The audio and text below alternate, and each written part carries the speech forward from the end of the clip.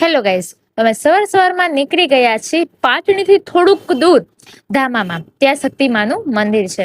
વચમાં અમે ગેસ પુરાયો. ત્યાં જ અમારી ધ્યાન ગયું બિલ્લા ઉપર. ત્યાં પપ્પા બિલ્લા તોડવા માંડ્યા. મારા મમ્મી, ભાભી અને દીદી બે બિલ્લા હાથમાં લઈને હતા.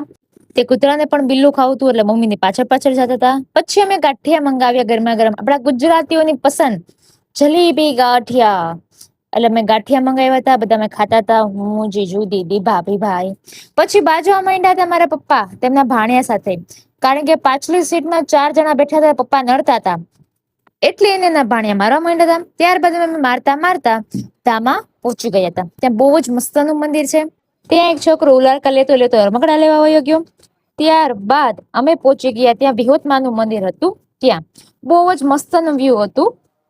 ત્યારબાદ અમે આવી ગયા પાટણી એટલે કે મિની પોઈચા. ત્યાં વર્ણિન્દ્ર ધામ છે, ત્યાં આવેલા હતા. સ્વામિનારાયણ નું મંદિર છે પણ ત્યાં બહુ જ મસ્તનું વ્યૂ હતું. ત્યાં મસ્તનું ડેકોરેશન કરેલું હતું. ત્યાં બધા જ ભગવાન હતા. હનુમાન દાદા હતા, કૃષ્ણ ભગવાન હતા, બધા જ ભગવાન હતા. બધા ભગવાન દર્શન કર્યા. ત્યારબાદ અમે લીધી ટિકિટ પાટડીની. એની અંદર બધું રામાયણ, મહાભારત ના મિની મિની વર્ઝન હતા. પ્રહલાદ ના હતા, કેટલા વગેરે વગેરે સીન હતા. ત્યાં બધા જોયા, મેં વાંચ્યા. અમને જે અમુક વસ્તુ ખબર બી નથી એમાં ત્યાં લખેલું હતું તે મેં વાંચ્યું. બહુ જ ત્યાં મજા આવી હતી, શીખવા પણ મળ્યું. ત્યારબાદ મેં ડાન્સ કર્યો ને ડાન્સ ક્લબ પણ હતું.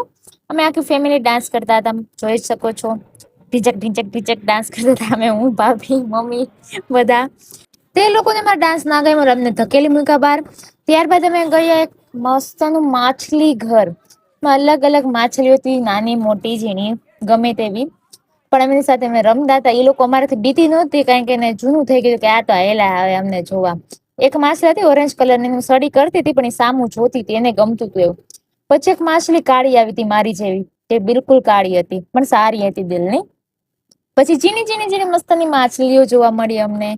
ત્યારબાદ અમને કામ માછલી કહેવાય ને કે ઓરેન્જ કલરની હતી. ત્યારબાદ એક નવીન માછલી જોઈ જેને માથામાં પફ વારેલો હતો. એ પણ એક છોકરી જશે, એને ભાઈ શોખ હશે એટલા માટે. પછી એક શાર્ક માછલી અમે જોઈ. ત્યારબાદ એક મારી ફેવરેટમાં ફેવરેટ માછલી આવી, પંખીડા વાળી, આમ સફેદ સફેદ કલરના. પછી ત્યાં અમને અજીબ જોવા મળેલું જાનવર તો નહોતું, બનાવેલું જ હતું. ને એક માણસ પણ સલવાઈ ગયેલો હતો. અમે કાઢવાની કોશિશ કરતા પણ નીકળ્યું નહીં.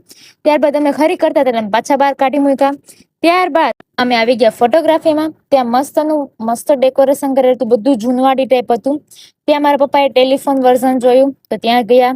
ત્યાં કોકના ઉધાર માંગતા હતા તે ઉધાર માંગવા માંડ્યા. પછી મેં પપ્પાને કીધું કે આ નકલી ફોન છે પપ્પા, રેવા દો. એટલે પછી ને રેવા દીધું. પછી મેં ગયા પુલમાં. પુલ એ લોકોએ હલાવવાની ના પાડી હતી. નોટિસ બોર્ડ પણ કરેલ હતી છતાં તે લોકોએ હલાવ્યો. મારો ભાણકો પડી ગયો. પછી અમે ગયા ત્યારની લાસ્ટ ટ્રીપ એટલે કે હિચકા લપસ્યા. એ પાછા મોટા મોટા રેન્જ વાળા હતા. ત્યાં આવી રીતના આમ ખાતા હતા તો પપ્પાએ મારો વિડીયો ઉતારી લીધો. હું પરથી નીચે આવું છું, જો ટુંગ ટુંગ ટુંગ ટુંગ ટુંગ કરતી. પછી પપ્પાનું બે ચકની ચકમાં ગયા. ત્યાં ગયા, મજા આવી એમ તો. પછી હું બહુ થાકી ગઈ હતી એટલે છેલ્લો વિડીયો ઉતારી લીધો. આમ તો પહોંચ્યા નહોતા, રાત્રે અમે 12:30 વાગે ઘરે પહોંચ્યા હતા. પણ મેં કીધું છેલ્લું હવે અધ્યાય કમ્પ્લીટ કરીએ. પછી મેં સેલ્ફી લીધી. Bye bye, Tata.